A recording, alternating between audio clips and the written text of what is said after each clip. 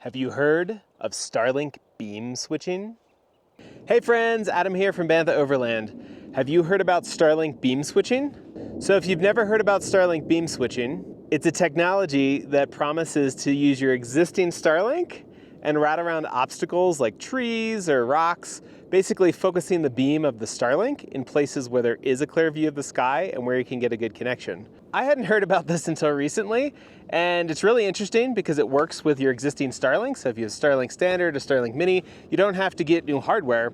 It's actually a software update, but the question is, does it work, right? So I'm out here at a cool dispersed campsite in Colorado, and we have some trees and some of the things you'd normally find when you arrive at camp. And so we're gonna point this thing straight into the trees, and we're gonna see what happens. What do you think's gonna happen? Curious? Stick around.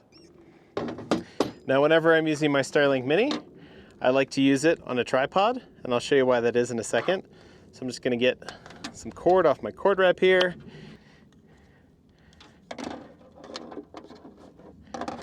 So this is my tripod adapter. It slips right into the body of the Starlink Mini. It's a nice slim profile and bright orange so you don't lose it.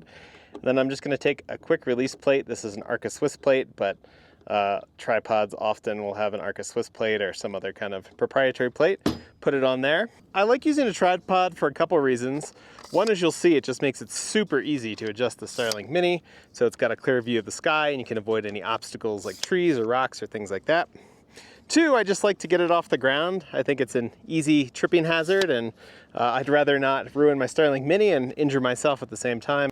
And so a tripod with a ball head makes it real easy to adjust that Starlink Mini. So it's not just about the tripod, it's really about the ball heads.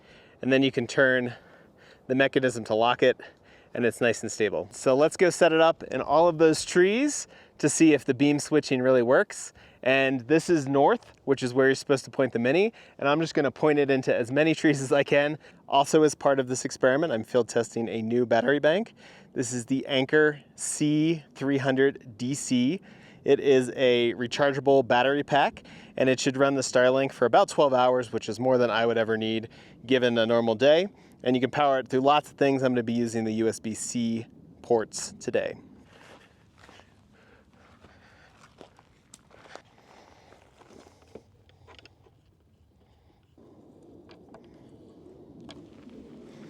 I've got my Starlink Mini set up here on the tripod, and if you're looking for more info about any of these, the tripod adapter, the tripod, the cable wrap and caps, or even the Anker power bank, there'll be links below in the description. As you can see, this is sort of the worst case scenario. So there's a bunch of trees right here, and I have the Starlink Mini adjusted to pretty much point smack dab right into them. Now, if you're curious about where the Mini is sort of pointing, I have this 3D printed angle to sort of show you the field of view of a Starlink Mini.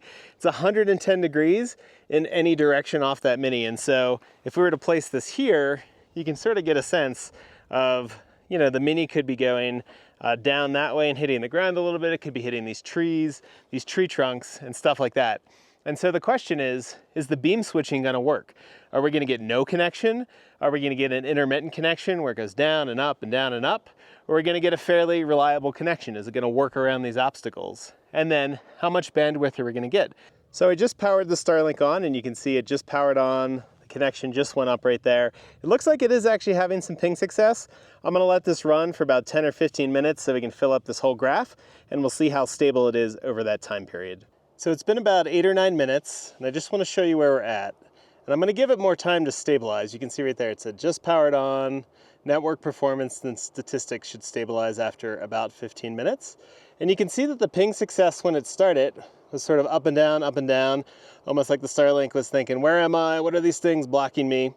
You can see it's getting a bit more stable, so that might still not be a good enough connection for something synchronous, like a Zoom call or a FaceTime call or Wi-Fi calling. It's been about another 10 minutes, and you can see the Starlink Mini is online.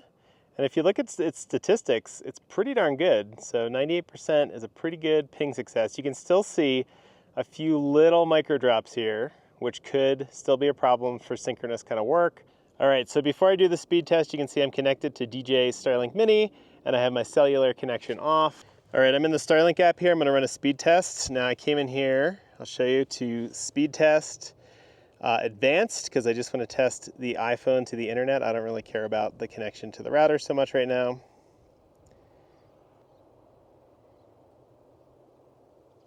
So 116 megabits per second download, 10 megabits per second up, 20 millisecond ping.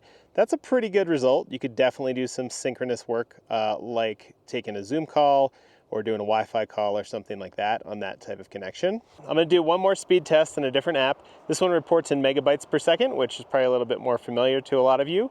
So we're about 7 megs per second on a download with a 27 millisecond ping, and about 1.4 megabytes per second upload. So pretty similar to what we saw on the Starlink app. And again, very usable for asynchronous and synchronous kinds of work. And combined with the ping success, you'd probably be pretty successful, but I am a little worried about these blips. Someone would definitely notice those if you were on a call where you were just not allowed to be remote, or there was just a high expectation, but that's pretty good. Now let's go test this in a couple other positions where we're not shooting directly into the trees and see if it improves at all.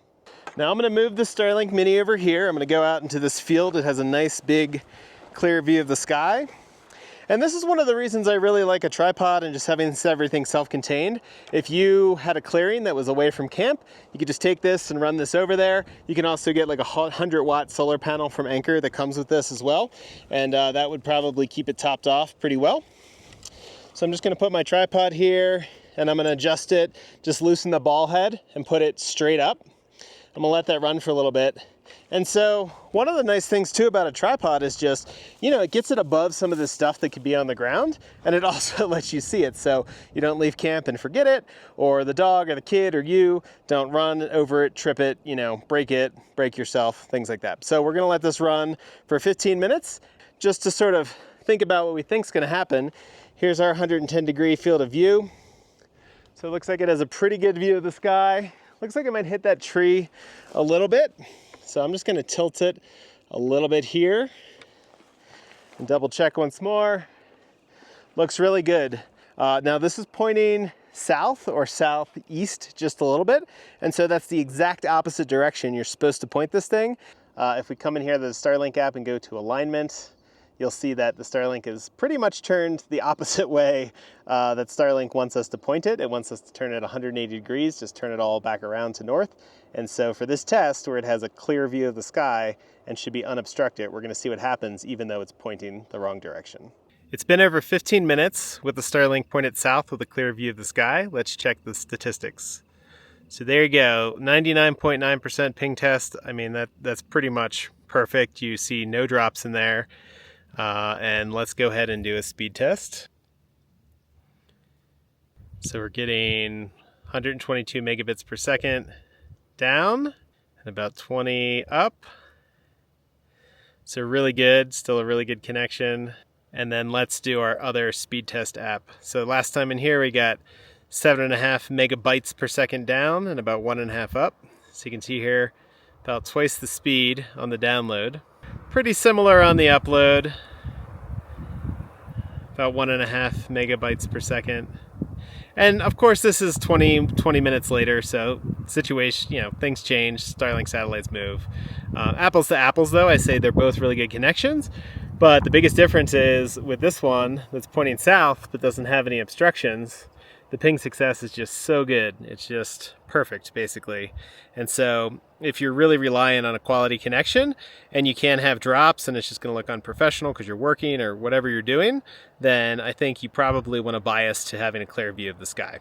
All right, what did we think? What did we learn? So I was really dubious of this Starlink beamforming. It sounded like some kind of advertising mumbo jumbo, but we pointed the Starlink into these trees. That is something that I think would definitely have obstructed my Gen 2 Starlink back in the day.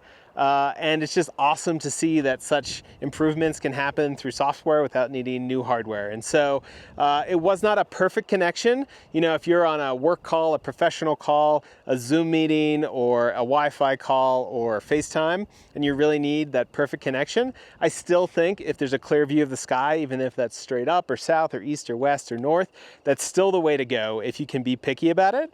But if you just need to throw your Starlink up and quickly get some weather, make a call, check some email, download some maps, I think pointing it north is still the way to go, right? It's like it worked through a bunch of trees and crap, right? And so pretty amazing. I'm still going to use my Starlink Mini on a tripod. I just love the ability to quickly adjust it wherever I'm pointing it, whether that's north into some trees, whether that's straight up into the sky.